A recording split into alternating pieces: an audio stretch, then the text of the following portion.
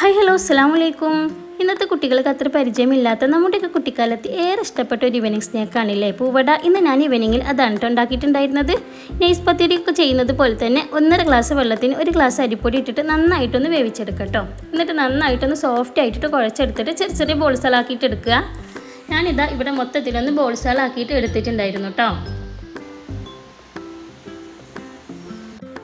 ഇനി ഒരു പത്തിരി പ്രസ് എടുത്തിട്ട് അതിലേക്ക് ആ ബോളുകൾ വെച്ചിട്ട് ചെറിയ ചെറിയ പത്തിരികളായിട്ട് ഉണ്ടാക്കിയെടുക്കാം. ഞാൻ ഇത് മൊത്തത്തിൽ ചെറിയ ചെറിയ പത്തിരികളാക്കിയിട്ട് ഉണ്ടാക്കിയെടുത്തിട്ടുണ്ട്.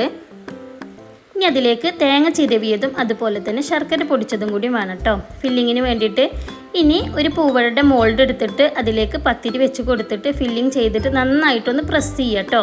അപ്പോൾ അതാ നമ്മൾ പെർഫെക്റ്റ് ആയിട്ട് കിട്ടിയിട്ടുണ്ടായിരുന്നു കേട്ടോ പൂവട.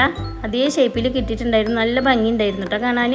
അപ്പോൾ തന്നെ ഞാൻ എല്ലാതും അതുപോലെ ചെയ്തെടുക്കുന്നുണ്ട്.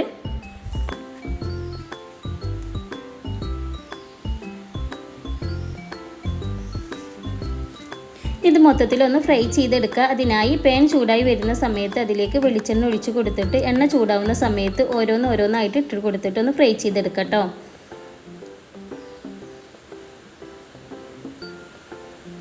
അപ്പോൾ അതാ നമ്മുടെ പൂവട അടിപൊളിയായിട്ട് കിട്ടിയിട്ടുണ്ടായിരുന്നു. ചായക്ക് പകരം ഗ്രീൻ ടീ കൂടി ഉണ്ടാക്കിയിട്ടുണ്ടായിരുന്നു കേട്ടോ. അപ്പോൾ ഇത്രയേ ഉള്ളൂ ഇന്നത്തെ വീഡിയോ. അപ്പോൾ ഇഷ്ടമാവുകയാണെന്നുണ്ടെങ്കിൽ ലൈക്ക് ചെയ്യാനും ഷെയർ ചെയ്യാനും സബ്സ്ക്രൈബ് ചെയ്യാനും മറക്കല്ല കേട്ടോ. അപ്പോൾ അടുത്ത വീഡിയോയിൽ കാണുമ്പോഴേക്കും എല്ലാവർക്കും അസ്സലാമു അലൈക്കും.